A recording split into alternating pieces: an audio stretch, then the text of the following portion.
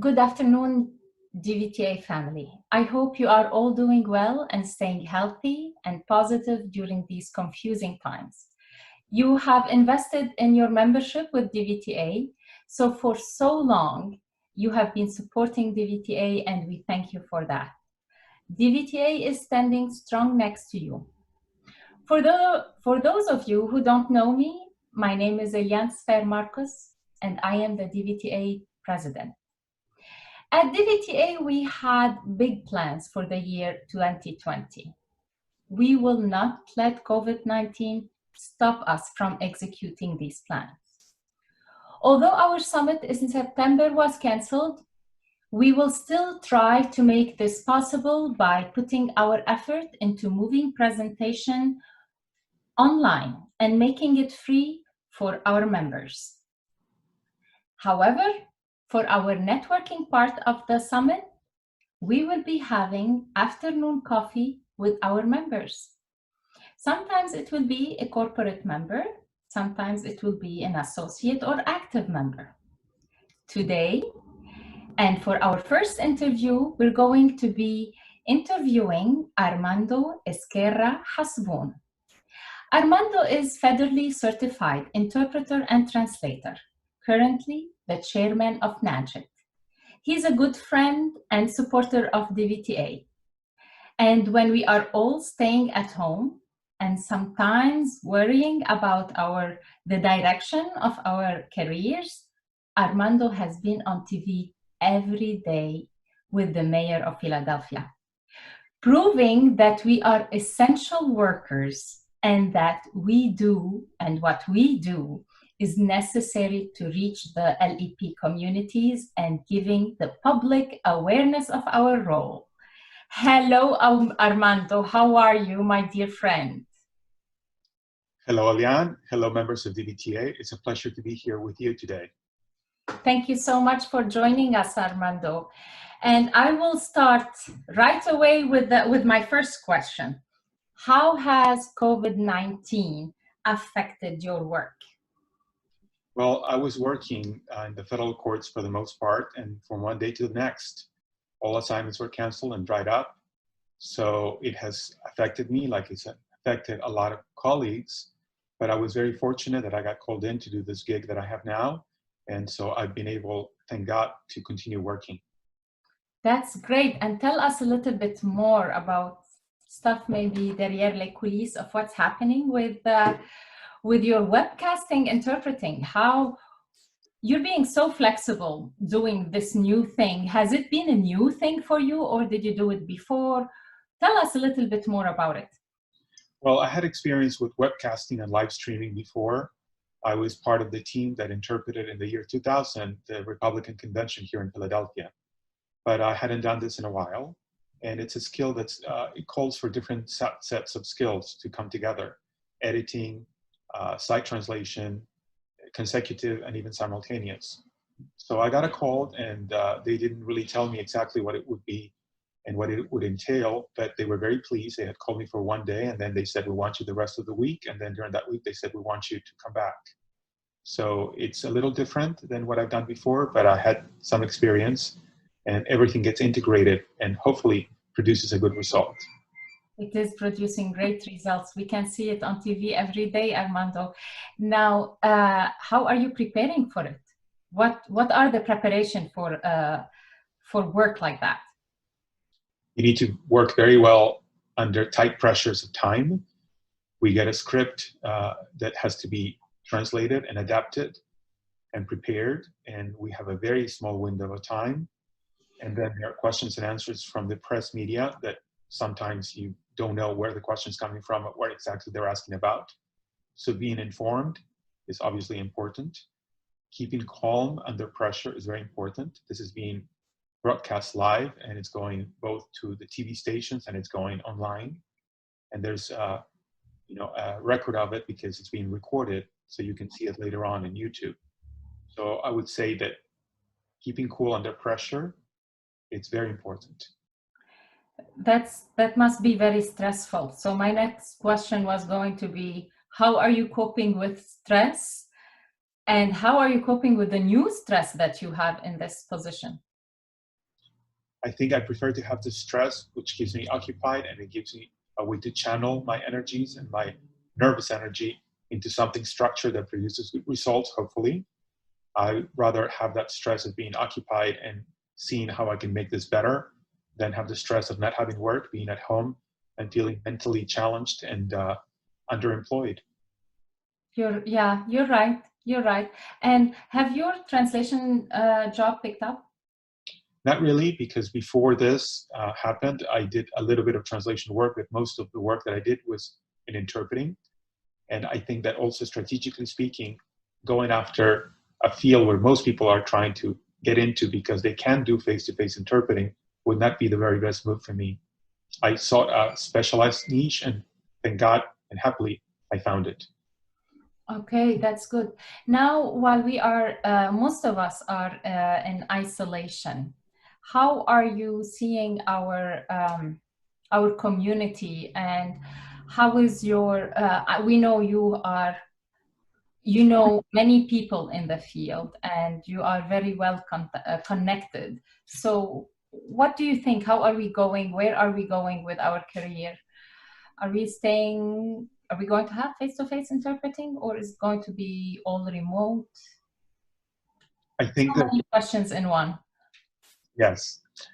Well, I think that one of the things that we need to look at in any moment that there is a situation that's unprecedented, like the one we're sailing through, hopefully nicely. I'm reminded of the Chinese saying, and you must have heard it, obviously, the icon, the symbol for crisis is danger and opportunity together. You need to find out what the dangers are and what the opportunities are and position yourself accordingly. So I don't think that face-to-face is ever going to disappear, because there's certain human activities that require human contact. Getting a massage, getting a haircut, getting your IV changed if you're a patient, it's just going to be delivered differently. But in the meanwhile, we've had a transition into a remote virtual environment. And I think that as a community, professionally, we've done our job.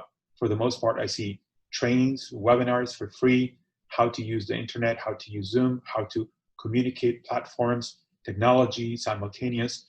So what I've seen is very positive, because I think most people have been able to try to expand their skills set in order to be employable in the new reality.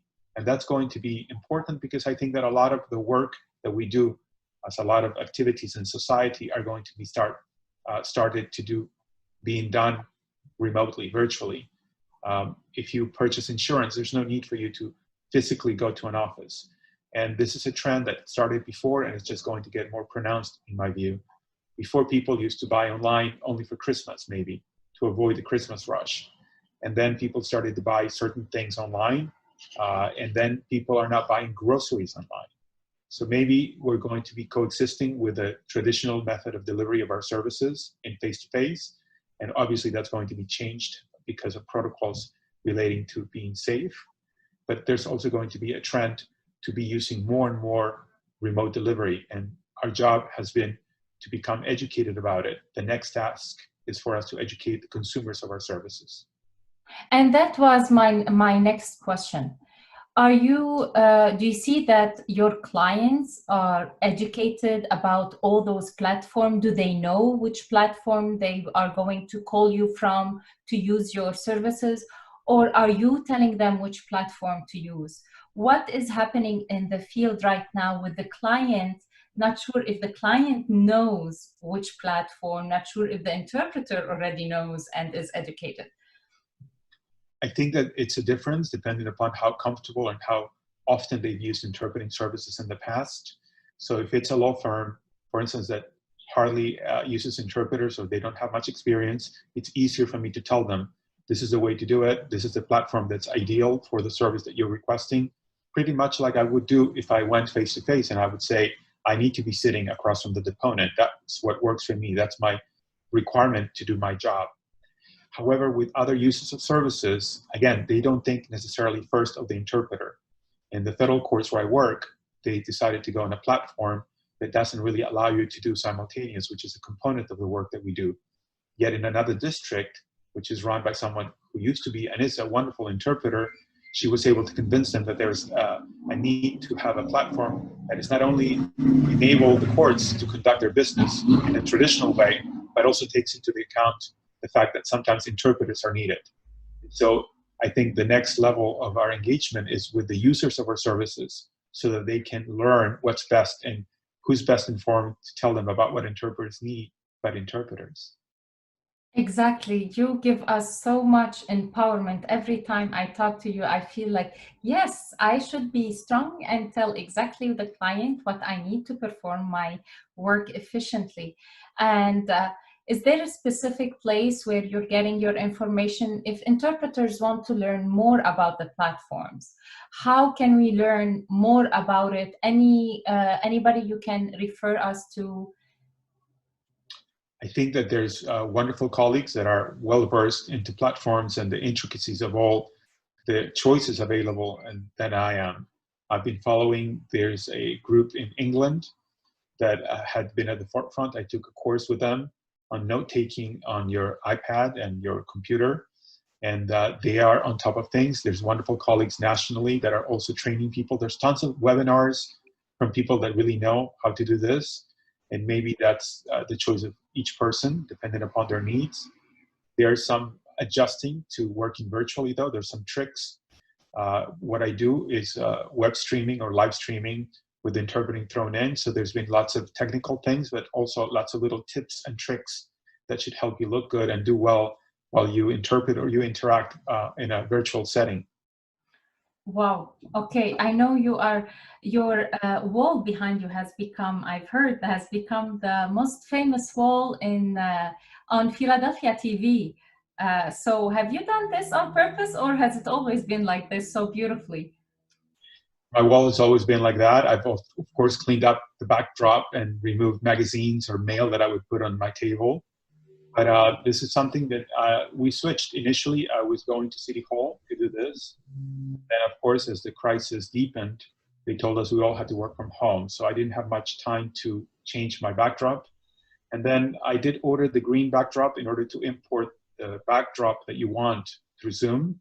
And I downloaded beautiful shots of the city of Philadelphia, of my neighborhood, of a virtual office that I don't have. And then they told me, you can't do that. Everybody loves your wall. We've gotten comments about your wall. And I said, not about my interpreting. No, people that don't speak your language are still commenting about your wall. So we don't want you to change it. Oh, that is wonderful. That's nice. Armando, it has been such a pleasure talking to you. Thank you so much for giving us your time. Thank you for spending this afternoon with me. It was wonderful having coffee with you. Cheers, my friend. And thank you so much, DVTA members. Please don't forget to like our videos and share it on Facebook and on your page if you would like. Thank you so much, Armando. You're very welcome, and thank you for the DVTA folks. Hopefully we'll be reconnecting and we'll be enjoying wonderful times of camaraderie that you guys always make sure to give us. Thank you. Thank you.